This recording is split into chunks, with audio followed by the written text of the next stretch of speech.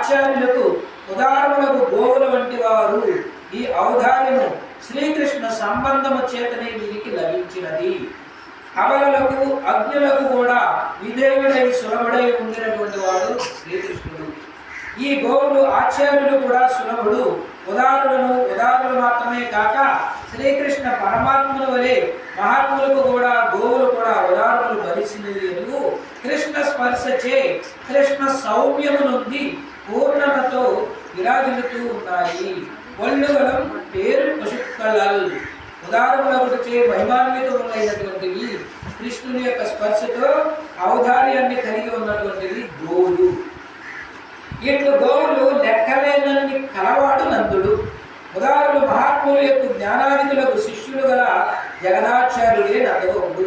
నందగోపునికి గల గోవుల సంఖ్య లెక్కించుటకు సత్యము కానిది. అదేవిధంగా శ్రీరామచంద్రుని యొక్క గుణములను లెక్కించి ఉన్నచో, సముద్రంలోని రత్నములకు లెక్కించి లెక్క ఉన్నచో, శ్రీమన్నారాయణ కళ్యాణ గుణములకు లెక్క ఉన్నచో, శ్రీకృష్ణుని నిర్ధోర్త చేష్టితములకు ఎల్ల ఉన్నచో, సంసారము చేయి పాపములకు సంఖ్య ఉన్నచో, సంసారముల అనాత్మ గుణములకు సంఖ్య ఉన్నచో, భగవద్ అవతారములు చేతనుని జన్మలకు సంఖ్య ఉన్నచో, నందగోపులకు గల గోవులకు కూడా సంఖ్య ఉండగలదు. వీటన్నిటికీ సంఖ్యా నియమం లేదు. అందరినీ లెక్క పెట్టుకుంటా వద్దామంటే కుదరదు. మన పాపాలు ఎన్ని అని లెక్క పెట్టుకుంటే పుట్టిన కాడి నుంచి మరణించే వరకు ఇన్ని పాపాలనేది మనం చెప్పుకోగలుగుతామా? లేక మనకేమన్నా తెలుస్తాయా? ఎవరికి తెలవదు. అదేవిధంగా ఈ యొక్క నందగోపుడిని ఆ గోవుల సంఖ్య ఎన్ని అని లెక్క పెట్టడానికి లేదు. అంతటి గో సమృద్ధి తన నందగోపుని కుమారుడై శ్రీకృష్ణుడు ఈ ఐశ్వర్యం అంతటి కూడా నాది అని ధరించుచూ ఉన్నారు. పతి విశ్వస్య విశ్వమునకు పతివయ్యా. ఏమిటయ్యా అంటే పతి అంటే భర్త, భరించేటటువంటి వాడు ఎవరంటే భగవంతుడు అని అర్థం. మనం లౌకిక వ్యవహారంలో ఏమనుకుంటామంటే భరించేటటువంటి వాడు భర్త అంటారు. మరి ఆయన సర్వమంతయు కూడా పతియు విశ్వస్య, ఈ విశ్వాన్నంతటికి కూడా అతి కలిగినటువంటి వాడు. మరి పతి అంటే గో సమృద్ధికి అధినాయకుడైనటువంటి వాడు, అధికమైనటువంటి వాడు. భావించి నందునకు కుమారుడుగా వచ్చి చేరెను. కర్మబలము నారాయణత్వము తనకు సహజములైనను వానికంటే తాను జన్మించి ఆర్జించుకున్నవు ఒకటొచ్చే నందవ్రజమునందును గోపాలత్వమునందును శ్రీకృష్ణునికి ఆదరం ఎక్కువ. ఇవన్నీ కూడా తెచ్చిపెట్టుకున్నాడు ఆయన అందరినీ కూడా దగ్గరకు తెచ్చిపెట్టుకున్నాడు. రేపల్లిలో ఉండేటటువంటి ఆ నందుడి ఇంటికి వెళ్ళిపోయాడు గబగబా పుట్టిన వెంటనే. మరి అందుచే అట్టి ఐశ్వర్యము గల నందగోప కుమార మేల్కొనుము. నాడు మేల్కొని ఉన్నచో చాలును, మనకు ఫలసిద్ధి తప్పక వెంటనే కలుగును. అందుచే కోరవలసినది భగవానుడు మేల్కొనవలెననియు సర్వేశ్వరుడు మేలుకొన అప్పసేపే మనకు దుఃఖము, మేల్కొనిన తరువాత మరి దుఃఖం ఉండదు. సర్వేశ్వరుడు కనుక మేల్కొన్నాడా మన యందు దుఃఖం అస్సలు రాదు. అంతా సంతోషంగా వెళ్ళిపోతూ ఉంటుంది. బాధలు అనేటటువంటివి తెలియదు. ఒకవేళ మేల్కొనలేదు అంతా దుఃఖమే. అధికారి కోసం నిలవడానికి వెళ్ళాడు అనుకోండి, ఆయన కోసం ఎప్పుడు లేస్తాడని ఎదురు చూస్తానే ఉంటాడు. సమయం మించిపోతూ ఉంది, వేరే చోటకి వెళ్ళాలి. 9 అయింది, 10 అయింది, ఇంకా లేవలేదా అనుకుంటాడు. అలాగే భగవంతుడి యొక్క చూపు మన మీద ప్రసరిస్తే కనుక దుఃఖం అనేది ఉండదు. ప్రసరించకపోలేదా నిరంతరం బాధలుగానే ఉంటూ ఉంటాయి. ఒకవేళ ఉండొచ్చు, అది వానికే చిన్నతనము. ఎవరికి చిన్నతనం అంటే భగవంతుడు ఇంత దూరం వచ్చారా అనేది బాధపడుతూ ఉంటాడే, ఆ చూసిన బాధను వరలేనప్పుడు ఎవరికైనా అంటే ఆ భగవంతుడికే చిన్నతనం. వారికే నిందలు కలుగుతాయి, మనకు బాధ లేదు. అందుచే మేల్కొనవలసినదిగా కోరుచుకున్నారు. నీ తండ్రి గారి ద్వారా సంక్రమించిన ఐశ్వర్యము మా ఆర్తధ్వని నీకు వినపడకుండా వధించి నిద్రించడం కాదు. మీ తండ్రి గారి సంబంధం నీకు మాకు సమానమే కావున తండ్రికి సంబంధించిన మమ్ములను రక్షించుటకై నీ ఐశ్వర్యము గారి నిద్రించుటకు కాదు. మా కులములో జన్మించుట మమ్ములను రక్షించుటకే కదా నందగోపుని యొక్క గుణములను ఐదింటిని ఇంతవరకు పేర్కొంది. ఏమిటయ్యా గుణగుణాలు పరిశీలిస్తే 5 ఉన్నాయి అట. నువ్వు ఎవరి కోసం వచ్చావయ్యా? మమ్మల్ని రక్షించడానికి వచ్చావు. ఎవరిని ఐశ్వర్యవంతులు చేయాలని వచ్చావయ్యా? మమ్మల్ని చేయాలని వచ్చావు. ఇట్లా ఒక రకమైనటువంటి విధానంలో తెలియజేస్తూ ఆ నందుని యొక్క ఔదార్యమైనటువంటి గుణాలను 5 రకాలుగా తెలియజేస్తూ ఆ 5లో మొదటిది వాడి యొక్క వేలాయుధమును పట్టుకుని శ్రీకృష్ణునికి పరిచర్య చేసినటువంటి వాడు. వేలాయుధము అనేటటువంటిది పట్టుకుని నిరంతరము కాపలాగా ఉండేటటువంటిది ఎవరికైతే కృష్ణ పరమాత్ముడికి. రెండవ వాడు నాయకుడు. ఆ నందగోపుడికి ఏ ఆపద రానింది, ఎవరికి ఏ ప్రమాదము వాటిల్లినా వెంటనే గవాళ్ళు వచ్చి నందుడికి చెప్పేసేవాడు. ఎందుకని అంటే నాయకత్వము, నాయకుడి యొక్క లక్షణాలన్నీ కూడా ఆయనలో కనబడుతూ ఉన్నాయి. వస్త్రమును, బలమును, అన్నమును ఉదాహరణగా ధర్మము చేయు బలాన్యుడు. ఎవరికి ఏది తక్కువైతే వాళ్ళందరికీ కూడా ఇచ్చేస్తూ వచ్చేవాడు. బట్టలు తక్కువైనయా, వస్త్రాలు లేకుండా ఉన్నాయా, వాళ్ళ దగ్గర చెప్పాడంటే చాలు. నందగోపునికి చెప్తే చాలు దానం. అలాగే నీరు, అట్లాగే అన్నము, ఈ మూడింటిలో ఏది దొరికినా వాడికి ఇచ్చేస్తూ ఉండేవాడు వదాన్యుడు. ఇచ్చేటటువంటి వాళ్ళే వదాన్యుడు. ఇవ్వకుండా ఉంటే కఠినాత్ముడు. కాబట్టి మూడవది ఈ వస్త్రము, జలము, అన్నము. నాలుగవది శ్రవం మదగజములు ఎదిరింపదాలి కోరిన వెనుతీయని భుజబలము గలవాడు. మన బలము అంటే ఏనుగులకు మదించినటువంటి శ్రమించుతూ ఉన్నటువంటి వాటిని ఎదుర్కొనగలిగినటువంటి ధైర్యుడు మీసాలి ఎవరయ్యా అంటే ఈయనే. కాబట్టి 5 పెట్టినటువంటి పాత్రలో నిండి పొంగిపోయినట్లు అవిచ్ఛిన్నముగా పాలు సేవించు ఉదాహరణలు గోవులకు అధికముగా కలిగినటువంటి వాడు.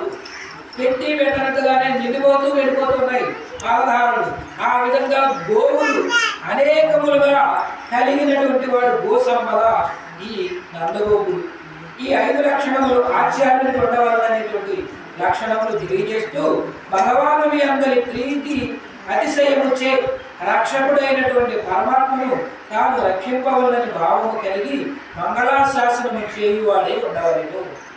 తనకు లభించిన భగవద్ అనుభవమును తాను ఒక్కడే అనుభవించుచూ ఉండలేక ఇతరులకు కూడా దానిని ఆహ్వానించి అందించువాడు. ఎప్పుడైతే భగవానుని అందరి ప్రీతి ఆ అతిశయము అంటే ఆయన మీద ఇష్టం కలగడము కలిగినటువంటిది రక్షకుడైనటువంటి పరమాత్మ ఆయన ఇంకా చూస్తూనే ఉంటాడు. కోరిక కలగడమే ముందే చెప్తాను. అందుకే ఈ ధనుర్మాస వ్రతంలో చెయ్యాలి అనే కోరిక ఉంటే చాలు అని అమ్మ చెప్పబడింది. మరి ఇక్కడ కూడా అంతే, గురువు గారిని ఆశ్రయించాలి అనే కోరిక ఉంటే చాలా.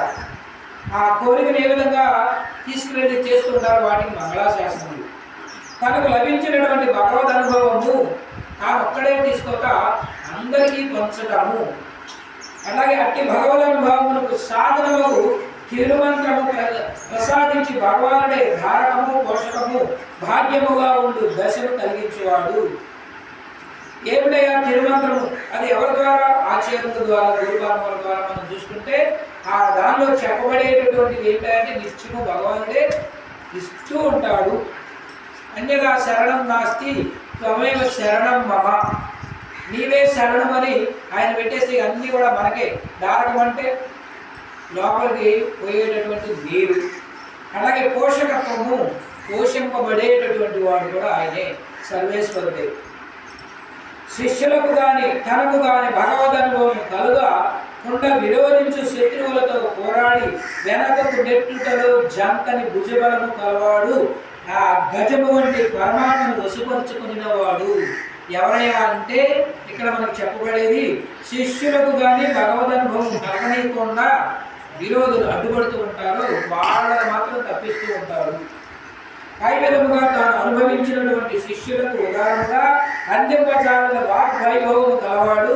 అట్టి వాగ్వైభవము కలిగి ఉదాహరణై జ్ఞానాదికులకు శిష్య సంతతికి సమృద్ధి కలిగినటువంటి ఇట్టి లక్షణములు గల ఆచార్యులకు తండ్రి కుమారుడు విధేయుడైనట్లు పరమాత్మ విధేయుడై ఉండును. భగవత్ ప్రాప్తిని కలిగించుటలో మహాలక్ష్మి ఆచార్యుల మధ్య వర్తులై ఉందురు. వారి సంబంధములకు మనం అనుసంధానము చేసుకునినను నాడే పరమాత్మ కటాక్షము మనపై ప్రసరించును. తండ్రి కొడుకుల సంబంధం చూస్తే ఎట్లా ఉంటుందంటే ఆ బంధం అనేటటువంటిది విడదీరానటువంటి ప్రేమ అనురాగాలు బయటికి వెల్లడించరు. తండ్రికి కుమారుడి మీద ఎక్కువ ప్రేమ ఉంటుంది. ఒకవేళ బయటకు చూపించాడు అనుకోండి ఇబ్బందులు ఎదురవుతాయని చూపించరు. అక్కడ అంతే దిష్టి అంటాం మనందరం కూడా. వాళ్ళిద్దరూ చూడండి అట్లా తిరుగుతూ ఉన్నారంటే సినిమాలో చూపిస్తా ఉన్నాడు. ఒక హైరన్ లేకపోతే కనుక చూపిస్తే అన్నావా గోవిందా అంటాడు. ఏమొచ్చి ఏమో పడుతారో బాబు అంటూ ఉంటాడు. కాబట్టి ఇక్కడ అట్లా ఔదార్యము వీళ్ళ భక్తి భావము ఎట్లా ఉంటుంది అంటే తండ్రి కొడుకుల మధ్య ఏ విధమైనటువంటి బాంధవ్యం ఏర్పడుతుందో ఎవరికైనా అంటే భక్తులకు భగవంతునికి ఆచార్యుని ద్వారా ఏర్పడేటటువంటిది పరమాత్ముని యొక్క కటాక్షము మనపై ప్రసరించును. ఈ విధంగా ఆ నందగోపుని యొక్క కుమారుడా మేల్కులను ఐహికమగు ఐశ్వర్యము పారలౌకికమగు స్వర్గాదులను పరమపదములు ఎవరికేది కావాలన్నా దాని నియ్యజాలన అనంతము వేదరాశి ఆర్దించిన వాడును వేద ప్రతిపాద్యమగు పరమ పురుషుని వశమందుకునిన వాడును మహోదారులకు ఆచార్యుని పురుషులెందరో శిష్యులుగా కలవాడు అయిన ఆచార్య సార్వభౌముని విధేయుడై వర్తించుకో కృష్ణదేవ మేల్కును. ఏమని చెప్తున్నారంటే ఐహికమగు ఐశ్వర్యము ఐహికము ఇక్కడను పరలోకంలో కావాల్సినటువంటివి పారలౌకికము అని చెప్తూ ఉన్నాడు. అందుకే స్వర్గాదులు ఎవరికి ఏది కావాలన్నా కూడా అనంతమగు వేదరాశి. ఇంత తక్కువ కోరుకున్నాడంటే ఎక్కువ ఇచ్చేస్తాడు. అక్షయ పాత్ర చూసుకొని ద్రౌపది దగ్గర వీడు అరణ్యవాసంలో ఉన్నప్పుడు ఒకసారి దుర్వాస మహర్షి దుర్యోధనుడి దగ్గరికి వెళ్ళాడు. 10 రోజులు ఆ టైంకి వెళ్ళాడు. ఆతిథ్యం ఇచ్చాడు, బాగానే ఉంది. స్వామి నాకు ఒక చిన్న కోరిక ఉంది, తీరుస్తావా అన్నాడు. ఏమిటి చెప్పవయ్యా అన్నాడు. మా దగ్గరికి వచ్చినట్లే పాండవుల దగ్గరికి కూడా వెళతావా అని అన్నాడు. ఎప్పుడు వెళ్ళాలో చెబుతున్నాడు. మళ్ళీ 12 దాటిన తర్వాత వెళ్ళు అన్నాడు. ఎందుకంటే అప్పుడు భోజనాలు చేస్తాం అంత అయిపోతే కడిగేస్తాం కాబట్టి ఆ సమయంలో వెళ్ళాలని కోరాడన్న. సరేలే అని పాపం రెండో రోజు వీళ్ళు అడవిలో ఉండగా శిష్య సమేతంగా వెళ్ళాడు. అక్కడ వెళితే ధర్మరాజు దేనికి ఈ టైంలో వస్తున్నాడు, 12 దాటిపోయింది, మరి వచ్చినటువంటి వాళ్ళకి ఆతిథ్యం పెట్టాలి కదా. ద్రౌపదిని పిలిచాడు. ఏమన్నా వంట ఉందా అంటే అయ్యయ్యో అంతా అయిపోయింది స్వామి, దీన్ని కూడా అడిగేశాను కదా అని. కడిగి వార్నింగ్ చేశాను, ఇప్పుడే అయిపోయింది, మన పైన అయిపోయింది. వచ్చినాడు వాడ మహా ముక్కోటి క్షమించేస్తాడు. భీముడు పిలిచాడు. ఒరే వ్యవసాయ రావయ్యా అన్నాడు. ఏంటన్నా చెప్పు. ఏమీ లేదు, విషముష్టి కాయలు ఉంటాయే అవి మూసిపడుతున్నాను. ఏమైంది అన్నాడు. ఏమి లేదు, ఆ వచ్చేటటువంటి వాడు దుర్వాస మహర్షి మొత్తం శపించేస్తాడు వంశంతో సహా. వాడు రాకముందే మనం చావడం లేదేమోనని పాపం కోసురమ్మని జీవశక్తిని అర్థం. సరే వచ్చాడు, కూర్చున్నారు, మర్యాదలన్నీ కూడా ఇచ్చారు, మంచినీళ్ళు తాగారు. స్వామి మీరు నదికి వెళ్ళి రండి, ఈ లోపల మేము పదార్థాలు రెడీ చేసి ఉంచుతాము. సరేలేవయ్యా అని పాపం వెళ్ళాడు. ఏం చేయాలో సందిగ్ధంలో ఉన్నాడు ఇద్దరు కూడా. ద్రౌపది పాపం ఏమీ తెలియక కృష్ణుడి మనసులో అనుకుంటే చాలు వచ్చేస్తాడు. అనుకుందామనుకున్నట్టుగానే గబగబా వచ్చేస్తున్నాడు. వెళ్ళమ్మా ఆకలేస్తుంది, తొందరగా అన్నం పట్టురా అన్నాడు. అయ్యయ్యో లేదన్నయ్యా కడిగేశాను, భలేదాన్ని చూడు ఇంకోసారి చూడు అన్నాడు. చూస్తే ఒక మెతుకు కనపడింది. ఇదిగో ఈ మెతుకు చాలే వెళ్ళి 4 ఆకులు పిండి రసం తీసుకురా అన్నాడు.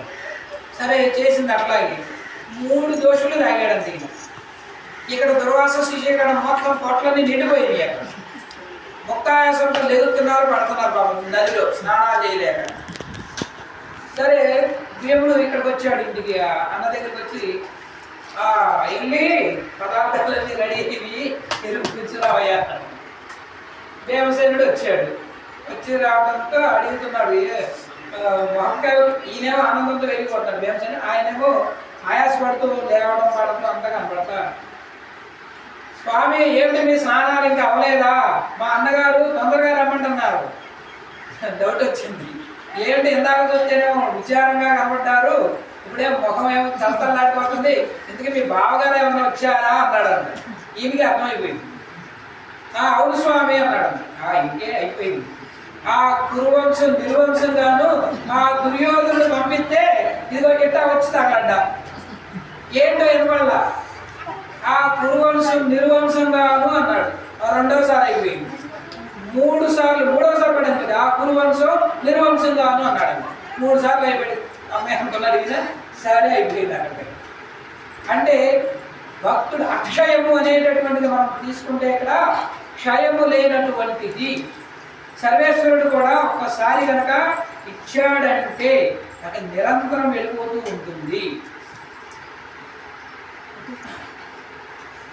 ఈ విధంగా మనకి ఐహికమైనటువంటి ఐశ్వర్యములు, పారలౌకికములైనటువంటి స్వర్గాదులు, కర్మఫలములు ఎవరికి ఏది కావాలన్నా ఈయజాలినటువంటి అనంతరము వేదరాశి, వేద ప్రాతిపాద్యుడు పరమ పురుషుని వంశమును అందించుకున్నటువంటి మహోదరులకు, ఆచార్యులకు పురుషులందరికీ శిష్యులుగా కలిగినటువంటి ఆచార్య సార్వభౌముడా విధేయుడై వర్తించు అని కృష్ణుడిని మేల్కొలుపుతూ ఉత్తముడయ దృఢతర ప్రమాణ సిద్ధమైన వాడని సంబోధించుతూ ఉన్నారు.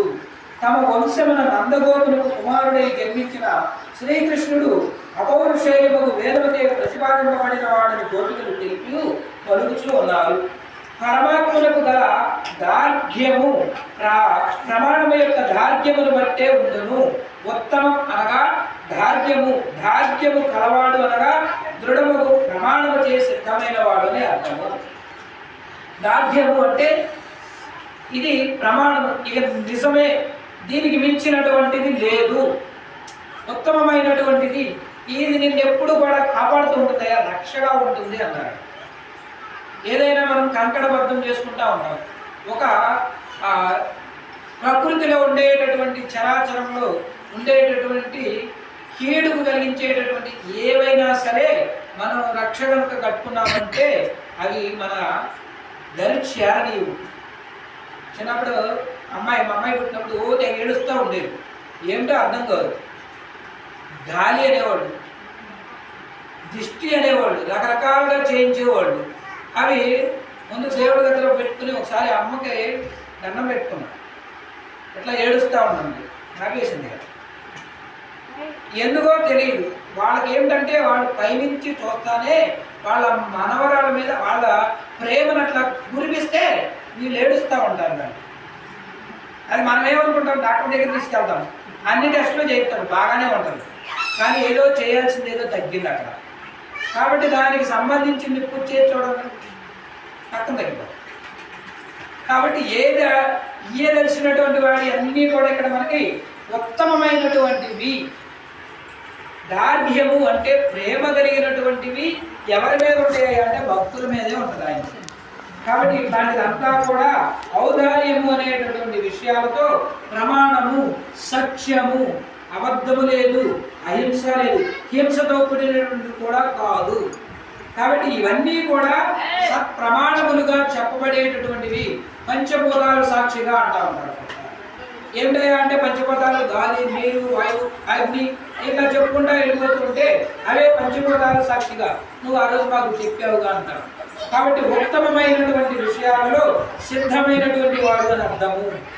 పరమాత్మ నిరూపణమును కొందరు ప్రమాణములే లేదందురు, కొందరు అనుమానమును ప్రమాణము చే పరమాత్మను సాధించురు. కానీ అటు తర్కము చే సాధించుటలో దార్ఢ్యము లేదు. అంతకంటే బలము గల యుక్తిని గాని అనుమానము గాని చేయగలిగిన వాడు ఆ తత్వము నిలువడు. సంశయ విపర్యములను కలిగింపనిదియు యథార్థ జ్ఞానము చే కలిగింపజాలనిదియు ఒక్క వేదమే. అనుమానాలను తొలగించాలన్నా, అనుమానములు నివృత్తి చేయాలన్నా, లేకపోతే సాక్షిభూతముగా కంటికి కనిపించాలన్నా వేదాలే మనకు ప్రమాణములు. కాబట్టి అది నిత్యము అపౌరుషేయము. అందుచే పురుష బుద్ధి నిష్ఠములకు భ్రమ ప్రమాదములు ఉండవు. మన క్షేమములకు మనది కావున విప్రలంబములకు వంచునవి. నాస్తిక వాదముల వంటిది కాదు. అందుచే పరతత్వ ప్రతిపాదముల వేదము ఒక్కటే దృఢమును ఆ ప్రమాణము. దానిచే సిద్ధించిన తత్వము దృఢతమము అని ఎరుంగుదును. సర్వవేద యత్పదం మామనంతి సర్వే వేద యత్రైకం భవంతి.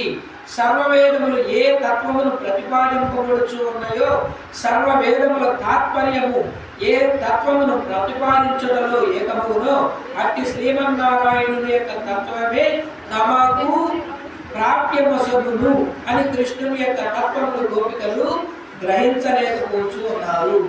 దార్ఢ్యము గల ఈ తత్వమును వేదములచే ప్రతిపాదింపబడును అయ్యే వేదములకు అందరిది.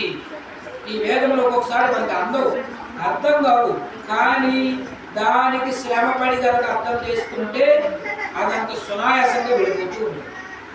అర్థం కానిది అర్థం కాదు, అర్థం చేసుకోవడంలోనే మనకి ఇక్కడ ఉన్నది. అటువంటి అర్థాన్ని గ్రహించడంలో ఇక్కడ మనకి తెలియచేసేటటువంటి గోపికలు మనకి చెబుతూ పెరియా నిరతిశయ బృహద్గణములు కలవాడా, బృహత్వము కలవాడా, స్వరూపము చేతను గుణముల చేతను వాన్ మనోగోచరములు కాని నిరతిశయ బృహత్వము కలది ఆనందమును కొలుచుటకు బయలుదేరినటువంటి వేదము యతో వాచ నివర్తంతే అప్రాప్య మనసావహ.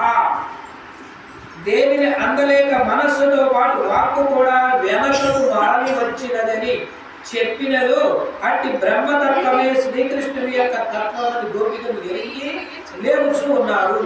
ఇందాక తెలుసుకోలేకపోయారు, ఇప్పుడు తెలుసుకున్న తర్వాత లేవడానికి అవకాశము ఉన్నదట. అందుకే నమో నమో వాంగ్ మనసాది భూమయే, నమో నమో వాంగ్ మనసైక భూమయే. ఏమిటి యొక్క మనస్సుతో వాక్కు ద్వారా ఈ భూమండలంలో వ్యాపింపచేసేటటువంటి తత్వం ఏదైతే ఉంటుందో ఆ యొక్క తత్వాన్ని తెలుసుకోవడంలో నమో నమో వాంగ్ మనసైక భూమయే. వాంగ్ మనస్సులకు అందరి తత్వము, వాంగ్ మనస్సుల చేతనే గ్రహింపదగినటువంటి తత్వము బ్రహ్మతత్వము. రెండు అందరిది అందేది ఏమిటయా అంటే మనస్సుతో చూస్తే అందుతుంది, మనస్సు లేకుండా మాటలతో అందదు. ఏదైనా సరే చేతల ద్వారానే మనకు తెలుస్తుంది ఏదైనా సరే. కాబట్టి ఇక్కడ బ్రహ్మ తత్వం అనేటటువంటిది తెలవాలంటే మనస్సు అనేటటువంటిది అక్కడ మనం పెట్టాలి. ఈ యొక్క అభిప్రాయమునే గోపికలు ఉత్తమం నయాయం దివ్యం అని చెప్పినారు. ప్రమాణముకు లొంగినచో పరిచ్ఛిన్నమగును, లొంగనిచో శూన్యమగును. చిన్నది ఇవ్వడానికి అంటే దొంగటం అనేటటువంటిది అయితే తక్కువ అవుతుంటాడు. ఒకవేళ లొంగలేదనుకోండి అంతా కూడా చీకటి మయమే, శూన్యంలాగా మనకు వస్తూ ఉంటుంది, కనబడుతూ ఉంటుంది. తన అనుగ్రహంచే ప్రమాణములకు వశమై ఉండును. ఇంతది ఇట్టిది అని నిర్ధారించుటకు వీలు కానిది పరబ్రహ్మ తత్వము. అందుచే తెలుసుకుంటేనే అనువారికి తెలియదు, మాకు తెలియదు అనువారికి తెలియదు అని ఉపనిషత్తు యొక్క యస్య మతం తస్య మతం మతం యస్య సవేదః అవిజ్ఞాతం విజానతం విజ్ఞాతం అని జానతం అని చెప్పుతూ పరతత్వమును ఇట్టు ఎవరికి అందనిదే పరతత్వము. పరతత్వం అనేటటువంటిది ఎవరికి అందదు. అందేటటువంటి విషయం కావాలంటే దానిలో మనం విషయాలు తెలుసుకుంటే అప్పుడు అందుతుంది అని అది కనుక స్పృహతో చెందినటువంటిది విడుదల కాలేక అపారతత్వమే ఈ లోకంలో ఇంద్రియములకు గోచరించినట్లు ఆవిర్భవించినది అడిగి ఉరికి నెలలు తోత్తుయం నిన్న సుడరు తోలియే లోకమును ఆవిర్భవించి అవివ్యక్తమైనటువంటి ఓ జ్యోతిస్వరూప నిద్ర నుండి లేవు అని అర్థించినారు. లోకంలో ఆవిర్భవించినటువంటి ఓ జ్యోతిస్వరూప శుద్ధ సత్వమైనటువంటి ప్రకాశమై ఉండినటువంటి త్రిపాదిత్వ భూతియందు పరతత్వము త్రిగుణాత్మకమై ఉన్నటువంటి హేయమై ఉండు సంసారమున అవతరించును. సంసారులకు కూడా నిరసింపదగినటువంటి ఈ సంసారమున నియమించు స్వభావము కలవాడు తనచే నియమింపబడు లోకమును తానై అవతరించును. వాంగ్మనస్సులకు అందని తత్వము సామాన్యులకు కూడా చర్మచక్షువులకు కూడా గోచరించినట్లు ఆవిర్భవించును. ఇట్లు ఆవిర్భవించిన నాడు మనవలే కర్మచే జన్మించుట కాక తోక్తుయాం ఆవిర్భవించినదై ఉండును. హేయ ప్రకృతి సంబంధము అంటనిదై ఉండును. మనవలే ప్రకృతిలో ప్రవేశించియు ప్రకృతి చే మాయబడని తేజస్వరూపమై ఉండును. జ్ఞాన స్వరూపం ఏమయ్యా జీవాత్మ ప్రకృతి సంబంధం కలగగానే ప్రకాశమై సంకుచితమై బరువులై ఉండును. కానీ పరమాత్మ ఈ లోకంలో ఉన్నను స్వభావమునకు వేడక ప్రకాశించునే ఉండును. అందుచే గోపికలు సొడరే ఓ తేజస్వరూప అని సంబోధించినారు. అందుచేతనే సాహు శ్రేయాన్ భవతి ఆ జాయమానుడు. చూడండి, త్రిగుణాత్మకమైనటువంటి హేయమైనటువంటిది కారణం ఏమిటయా అనేటటువంటిది ఎవరికి ముడివేస్తాడో మనకు తెలియదు.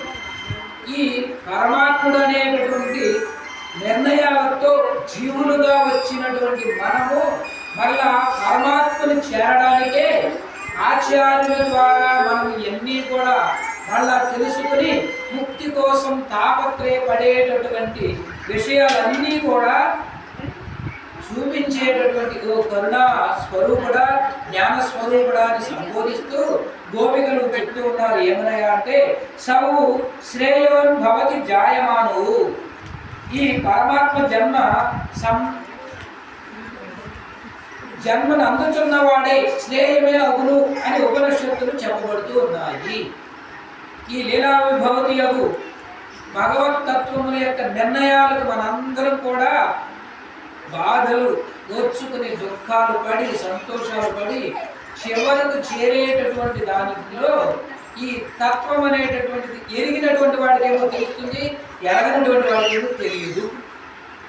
కాబట్టి అందుకే చెప్తా ఉంటాం, చదువుకున్నటువంటి వాడేమో ఆ విషయాలు ఆటల విషయాలు తెలుస్తాయి, చదువుకున్నటువంటి వాడికేమో తెలియదు. ఎందుకంటే ఇదే మాట చెబుతారు. ఇప్పుడు మనందరికీ పిల్లలందరికీ చెప్పేది మేము చదువుకోలేదా, కనీసం మీరు చదువుకోండి అని చెబుతూ ఉంటాను. ఈ పరమార్థం ఎప్పుడైనా అంటే పిల్లవాడు తెలుసుకుని చదువుకుంటూ ఉంటారు. ఒక్కొక్కసారి గురువుల ప్రమేయం లేకుండానే ఇష్టము రుచి కలిగింది అనుకోండి, ఆటోమేటిక్గా వాడు చదువును పెంచుకుంటూ వెళ్ళిపోతుంటారు. నువ్వేం చెప్పక్కర్లా, మళ్ళీ పోలికలు కూడా అవసరంలా. అరే ఆడు బాగా చదువుతుంది నువ్వేంటో ఎట్లా ఏం అవసరం. జ్ఞానం అనేటటువంటిది కనుక బీజము వాడిలో కలిగినగా మహావృక్షమై పెరిగిపోతూ ఉంటుంది. కాబట్టి ఇక్కడ కూడా మనం ఏం చేయాలంటే భగవంతుని యొక్క తత్వము ఎవరికి తెలుస్తున్నాయా అంటే జ్ఞానులు. ఆ జ్ఞానులు ఎవరయ్యా అంటే ఆచార్యుని ఆశ్రయించి సమాశ్రయం పొంది ఈ ద్వయమంత్ర తిరుమంత్రార్థాలలో జ్ఞానాన్ని పొందటమే ఇదే పరమాత్ముని లీలాయ. ప్రకృతిలో మనం ఎక్కడికి వచ్చామయ్యా అంటే మాయా విభూతియకు ఈ యొక్క ప్రకృతిలో పడ్డాము. ఏమిటి మాయ? అంతా మాయే. ఉన్నది ఉన్నట్లుగా కాదు, ఉన్నది లేనట్టు, లేనిది ఉన్నట్లుగా మనకు గోచరిస్తూనే ఉంటుంది. ఏమిటి అనేటటువంటిది ఎవరు కూడా ఊహించలేము. ఈరోజు ఇట్లా వెళ్ళిపోతుంది, రేపు ఇంకో రకంగా మారిపోతుంది. కాలంలో కనుక మనం చూసుకుంటే రోజులు వెళ్ళిపోతూనే ఉన్నాయి. ఇవాళ 5వ తారీఖు జనవరి 5, ఇంకొన్ని రోజులు కలిసిందంటే ఒక నెల వెళ్ళిపోయినట్టు. మరి అట్లా ఇక్కడ మనకి ఏమని చెప్తూ ఉన్నాడంటే పరమాత్మ యొక్క తత్వము తెలుసుకోవడంలోనే మనకి ఈ భగవతత్వం అనేటువంటి విషయంలో మనుష్య గణము ఇది. జంతువుల చూస్తే ఆవులకి గేదెలకి ఇంటికి కానివ్వండి వాళ్ళకి ఎవరు చెప్తారు అసలు? అయ్యా మేము మంత్రాలు ఉపదేశిస్తాం గేదెలు అయ్యామంటే, లేదా కోళ్ళు ఏమన్నాయంటే ఏంటి, లేదా ఇతరమైనటువంటి చరాచరంలో కనుక ఉంటాయా అంటే వాటి బాధ వాటివే, అవి నరకాన్ని అనుభవిస్తూనే ఉంటాయి. కాలు అయిపోతే కొడతా ఉంటాం, అవి బాధపడుతూనే ఉంటాయి. కొట్టేటప్పుడు అవి బాధపడతాయి. కానీ మనం ఏమనుకుంటాం, ఈ రోజు పాలిచ్చాలి, దీనికి ఏమొచ్చింది అనుకుంటాం. రోజు 2 సార్లు పాలిచ్చేస్తూ ఉంటుంది. ఈరోజు కనీసం 1/2 లీటర్, 1/4 లీటర్, కనీసం 1/4 సార్లు కూడా ఇవ్వలేదని బాధపడే వచ్చేస్తాం. మరి దాని బాధ దాని. కాబట్టి లోకంలో తత్వం అనేటటువంటిది మాయా విభూతియకు ఆ సర్వేశ్వరుడు లీలను ఇది అని చెప్పడానికి మనం తెలుసుకోవడం అనేటటువంటిది ఆ గుర్తులు అనేటటువంటి గుర్తింపు లేక వెళ్ళిపోతూ ఉంటారు. భగవత్ కటాక్ష పాత్రలు మనుష్యత్వమును పరత్వమును ఎరింగి తరింపుతూ ఉంటారు. అట్టి మనుష్యత్వ పరత్వములు రెండింటినీ ఎరింగినటువంటి వారు కనుకనే గోపికులు తమ వంశమున నందగోపుని కుమారుడిగా జన్మించిన శ్రీకృష్ణుని సకల వేద ప్రాతిపాద్యులుగా పరబ్రహ్మ స్వరూపునిగా లోకానుగ్రహం చేయని అవతరించిన జ్యోతిరూపునిగా పేర్కొంటూ ఉన్నారు. మనము అక్షయమూర్తిగా ఉపాసించినప్పుడు గాని అంతర్యామిగా ఉపాసించినప్పుడు గాని ఇట్లే భావించవలెను. ఒకవేళ అక్షయమూర్తిగా దేవాలయానికి వచ్చాము, కొలుస్తూ ఉంటాం, రోజు పూజ చేసుకుంటా వెళ్ళిపోతూ ఉంటాము, అప్పుడు కానివ్వండి, లేకపోతే అంతర్యామిగా లోపల ఉన్నటువంటి వాడు కూడా నారాయణుడే, అందులో సందేహం లేదు. ఆ లోపల ఉన్నటువంటి వాడిని కూడా మనం ఒక్కొక్కసారి కళ్ళు మూసుకుని ధ్యానం చేసుకుంటా వెళ్ళిపోతూ ఉంటాం. మనస్సులో ఒత్తిడే ఉందంటే మనిషికి తప్పిపోతాండి. ఏంటంటే మనం చేసే కర్మ అనుసారము అంటాం, కర్మానుసారం కాదని మనం ఆలోచించే విధానము ఉపాయము అంటాం. ఆ ఉపాయాలు ఏమైపోతాయి అంటే తప్పిపోతాయి, పక్కకి పోతాయి. ఎట్లా అంటే ఒత్తిడి అయిపోతుంది. లోపల ఏమవుతుందంటే మానసికమైనటువంటి ఒత్తిడి. ఒకటి దగ్గర తెచ్చాడు అనుకున్నా, 15 లక్షలు అప్పు తెచ్చుకున్నాం, ఈ అప్పు ఎప్పుడు తీరుద్దు, ఈ రుణవాదం ఎప్పుడు తీరుద్దు, ఇది ఏమవుద్దా అది వదిలేయడమే. సర్వేశ్వరుడికి అప్పచెప్పావా చాలు, ఆయనే తెచ్చుకుంటా వచ్చేస్తా ఉంటాడు. అన్యదా శరణం అనేది, అందుకే మనం భగవంతుడిని శరణ వేడుతూ ఉంటాం. కాబట్టి ఇక్కడ మనం చెప్పబడేటటువంటిది ఏంటయ్యా అంటే సర్వేశ్వరుని యొక్క విజ్ఞానంలో కనుక లోకంలో లౌకిక వ్యవహారంలో అంతర్యామి అక్షయమూర్తి 2 రకాలుగా ఉన్నప్పుడు ఉత్తమం భాగ్యము దృఢత్వము తనను ఆశ్రయించినటువంటి వారిలో రక్షించుటలో ప్రతిజ్ఞ నెరవేరుస్తాడు. ఆయన అర్జునుని యొక్క ప్రతిజ్ఞను నెరవేర్చాడు, భక్తురాలకు ద్రౌపదిని యొక్క నెరవేర్చాడు. శ్రీరామచంద్ర అవతారంలో అందరి కోరికలను ఒక్కొక్కరిని తీర్చుకుంటా వస్తూనే వచ్చాడు. 2 ఇచ్చాడు మనకి భగవంతుడు కృష్ణుడు పరమాత్ముడే. ఒకటి భగవద్గీత చెప్పాడు, బాగుపల్ల వెనల దాన్ని ఏదో గాలి వదిలేసి. భీష్మ పితామహుడు ద్వారా ఇంకోటి ఇచ్చాడు లోకానికి అందరికీ, విష్ణు సహస్రనామం అన్నాడు. 2 ఇచ్చాను కదయ్యా అన్నాడు. అయినా మనం తెలుసుకోలేకపోతానే ఉన్నాం ఈరోజు కూడా. ఎవరైతే ఈ విషయాలు మనం తెలుసుకుని ఉంటూ ఉంటారో, అందుకే చెప్తా ఉన్నాం పిల్లలందరికీ కూడా ఈ రోజుల్లో ఆధ్యాత్మికమైనటువంటి జ్ఞానాన్ని అందించాలి. ఆ జ్ఞానం కనుక ఉంటే కొంత ఇదైపోతూ ఉంటాయి. కోపం ఉంటుంది, ప్రతి పిల్లవాడిలో అరిషడ్వర్గాలు ఉంటాయి కాబట్టి ఆ కోపాన్నే మనం వాడిని వదిలేసామనుకుంటే అది పెరిగిపోద్ది. అక్కడ ఇక ఆడు ఇష్టం వచ్చినట్టు చేస్తూ ఉంటాడు, గాలికి పెరుగుతూ ఉంటాడు అంటాం. కాబట్టి వీళ్ళకి విజ్ఞానంలో అందించేటటువంటి దానిలో ఆధ్యాత్మికమైనటువంటి జ్ఞానాన్ని కనుక మనం బోధిస్తామంటే విషయాలు అవగతం అవుతూ ఉంటాయి. కాబట్టి ప్రతిజ్ఞ చేసినటువంటి తాను నశించినను, తన విభూతి నశించినను లక్ష్యము చేయక నిర్వహించు పట్టుదల కలవాడు పరమాత్మ. శ్రీ మహాలక్ష్మియే వచ్చి వీరి దుర్మార్గమును ప్రవర్తించుతున్నారని చెప్పినను నా వారు అప్పుడు చేయరు అని తనను ఆశ్రయించిన వారిని దోషమును కూడా లెక్క చేయక కాపాడువాడు. నా వాళ్ళు ఇట్లా అదిగోండి స్వామి, ఇదిగో మీ పిల్లలు ఇట్లా చేస్తున్నారంటే అబ్బాయి అదేం లేదమ్మా. రామచంద్రుడు వారు అంతా కూడా దయమయ్యే. రావణాసుడు కూడా అభయమిచ్చాడు అంటే వదిలేశాడు, అయినా ఆయన వినలేదు. కాబట్టి ఆ లక్ష్మీదేవి ఇట్లా చెప్పినా కానీ నా వారు అట్లాంటి వారు కారు అని ఆయన చెప్తూ ఉన్నాడట. అరణ్యమున శ్రీరామచంద్రుడు తన ఎంత అత్యంత ప్రీతి కలిగినప్పుడు సుగ్రీవుడు చంపదగిన వాడు అని చెప్పినను వినక తాను శరణను పొందినటువంటి విభీషణుడు వదలలేనని చెప్పి అభయమొసంగినాడు. అస్యాహం జీవితం ఆ జహ్యాం త్వాం నా సీతే సలక్షణం నతు ప్రతిజ్ఞాం సశ్రుతో బ్రాహ్మణేభ్యో విశేషిత. ప్రాణమైనను విడుతును, లక్ష్మణును అయినను విడుతును, నిన్నైనను విడుతును, కానీ ఓ సీత ప్రతిజ్ఞను మాత్రం విడువను అనెను. ఎవరినైనా విడవడానికి ఇక్కడ సిద్ధంగా ఉన్నాడు సర్వేశ్వరుడు. ఏమంటాడు అంటే ప్రాణాన్నైనా విడిచిపెట్టేస్తా తల్లి మాట కోసం. తండ్రి అడిగాడు, చెప్పమని, నేను వెళ్ళను, నాకు రాజ్యం ఇస్తానని పట్టాభిషేకం చేస్తాను, రాజు చేస్తానన్నావు అని అన్నాడంటే అనలేదు. అక్కడ తండ్రి మాట జవదాటిన వాడై తండ్రి కోసం మాటకు కట్టుబడి వెళ్ళాడు అరణ్యవాసానికి. అలాగే లక్ష్మణుడు వదిలినటువంటి ఆయనైనా సరే విడిచిపెట్టేస్తాడు. తర్వాత ఆ నిన్నైనను సీతాదేవుడైనా సరే విడిచిపెడతానికైనా సంసిద్ధుడే అన్నాడు.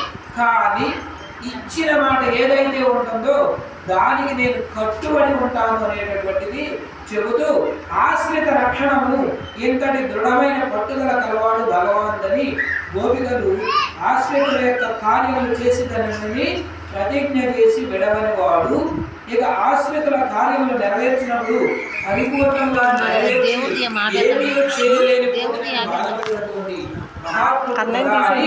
తెలియజేస్తూ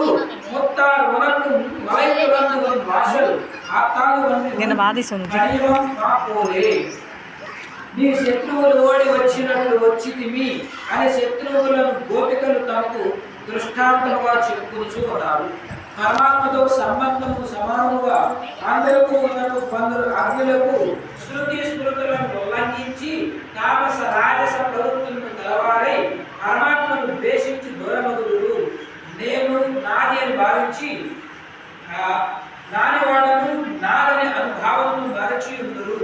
ఇటువారే శత్రువులు.